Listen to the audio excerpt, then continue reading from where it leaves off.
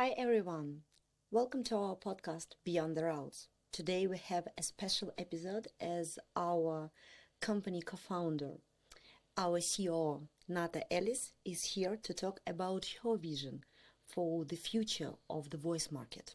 Nata, thanks for joining us. And first question, you've seen the industry evolve over the years. What do you think the biggest change happening right now in voice sphere? Yeah, thanks for inviting. And for me, it's really interesting and nice experience to talk about the today and the future of our industry, of our voice business. And when I was a child, I used to read a lot of science fiction books, Bradbury, Clark, and Asimov, and yes, I used to live in this world of communications through planets and continents. And when we started this business in 2001, and then widely and internationally in 2004, I understood that this is what I want to do, and this is what I used to dream to do. And now, through the years, I see that business has changed, and especially within the last few years and even months. And these changes are connected to many things. 5G and even 6G, IoT and AI-driven platforms, a lot of new changes as GSMA opened API Camara for easier work for all the companies around telecom businesses and services. So all these changes change also the business itself. It's not a standalone service today, and it's voice not as a service, as a platform, as a part of different services, video and data at the same time. And it's very interesting where we are going further. True. Actually, it leads to the following question. From enterprise side, what will customers expect from the providers in the next 5 years?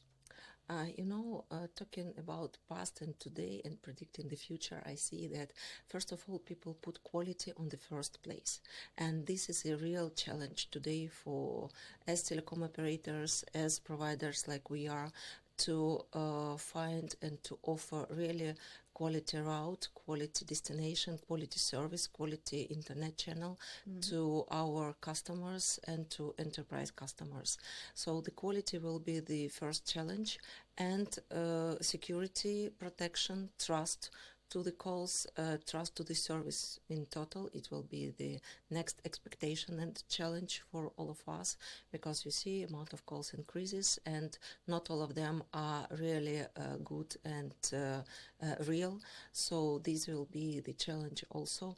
And the third challenge, which I see for all such companies, it will be a competition with AI calls, bot to bot, not between people, but between the different services and platform itself.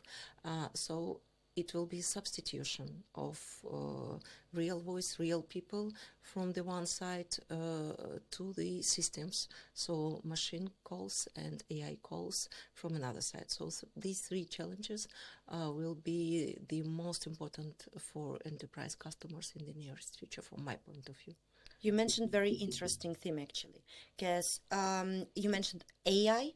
So let me ask you, how will innovations like 5G, AI, or cloud native systems shape, because they are making literally the shape of the voice market in next 10 years? Just give us a little bit more details. Wow, 10 years.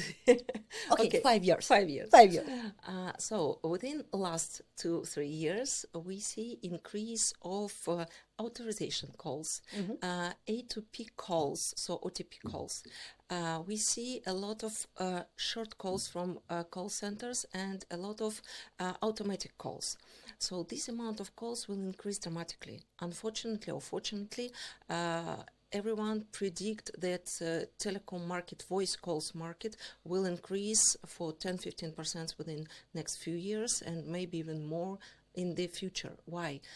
IoT and eSIM, so this market will increase also, and all these devices will call to each other, to people, to platforms. So all this amount of traffic will increase, but it will be different traffic, not the traffic we used to see in the past years. It will be very short traffic, maybe from 1-2 seconds to 10-15 seconds calls, and that's it. So all the telecom operators and mid-sized companies like us will be forced to change infrastructure to be ready to hold these calls, to work with these calls. High density calls will be a norma. In the past, it was the challenge. Now it's something we have to work with. In the future, it will be like, oh, it's normal. Yeah, first for us, it's just like obstacle. And after that, we're going like a challenge. And after that, we're used to live with that. And then we can't live without it. So the next hot topic, actually, we are discussing it every episode. So I need to notice it as well. Trust, security, and ethics. Again, we spoke today about fraud. We will speak about it tomorrow, about robocalls, about spoofing. So let me know your opinion about these challenges. Yeah, you are absolutely right, because as in every business, we face challenges every year, and every year they're different. For example, in 2005, the biggest challenge was non-payment, and we created this platform, wavefraud.net, which helped many companies to avoid fraud and to save their money in this business. But these days, the situation changed a little bit. So these direct frauds stopped mostly, but we see a lot of artificial calls, which are unfortunately changing the understanding of the telecom business and voice business in total. We see a lot of spoofing calls. We see a lot of calls which are not secure, and which lead then to police reports, which lead then to issues, and at the end they lead to lack of trust, lack of understanding. Can I trust to this call? Can I trust to this provider? Can I trust to this service in general? So the biggest challenge for all our business industry will be to return trust to the industry, to the calls, and to the service. And as an example, Steer Shaken, it's an amazing example of a system which helps to predict such the situation when people can't trust because the service has the issue. And I see that many countries start to do something similar, and they do a lot of firewall platforms. They do a lot of options to protect their customers from all kind overcoming calls, also over usage of the customer's trust with different calls and different kind of surveys and tests. So here all of us will be part of this project of returning trust to the industry. Otherwise, people will find a way to speak to each other other way, not via calls. I totally agree with you. I guess if we speak about this trust, I'm always telling during conference time that, guys, I am totally voting for regulations and for GDPR compliance, because we can't live without it. And you mentioned Steer and Shaken in USA. Yeah, Europe isn't fully adopting this, but I hope that we are in the right It's process. the next step which is needed, and thanks to new rules, new easier rules from GSMA in 2023, when they open it API, and companies easily can make a lot of checks. So less OTP SMS, less traffic for synchronization, authorization, authentication. So these more open borders, it's the only way for all the industry to become a really safe environment and safe place. Again, I totally agree with you.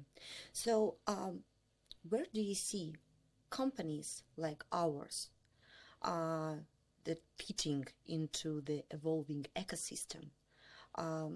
And actually, what unique value could we bring to this business?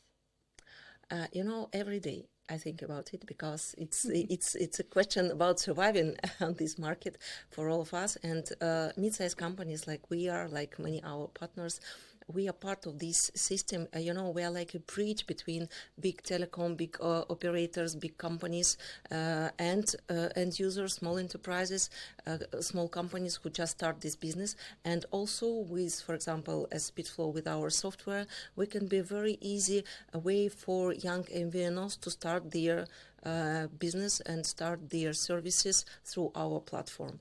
So all the services we do, we are like also small firewalls for big telecoms, because we accept this first initial traffic and we sort it out and we remove all these spam calls, we stop all this traffic. So we are the first initial border for all frauds and for all this kind of traffic. We check the customers, we check suppliers. So we do a lot of checks, and we don't work with companies without trust, without real traffic. So it means that all these services will be needed anyway on the market, and it will help for telecom, for big companies, to save a lot of time and money and people resource for the same check, which we already do. So this small bridge all over the world, small bridges will be needed anyway, and the question is only that, except voice as a service, voice as a platform, voice as a part of several services together, we need to add additional value.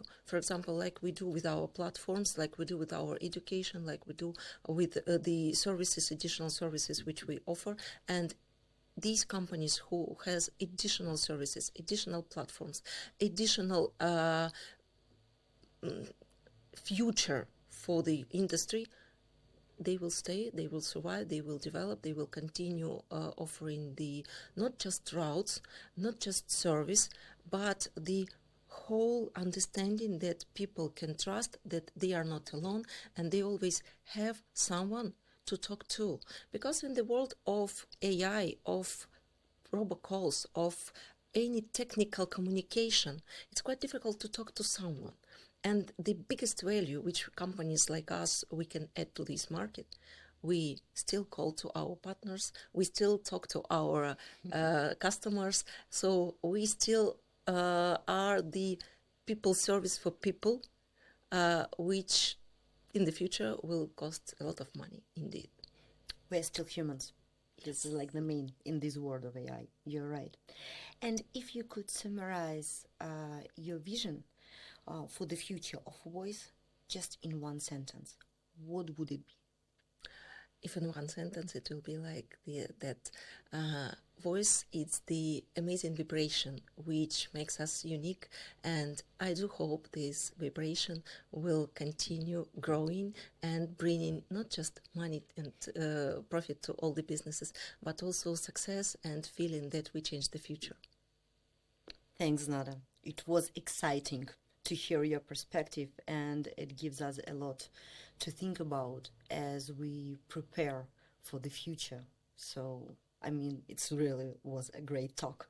So, stay curious, stay connected. Thank you for listening, and keep talking smart. See you next time.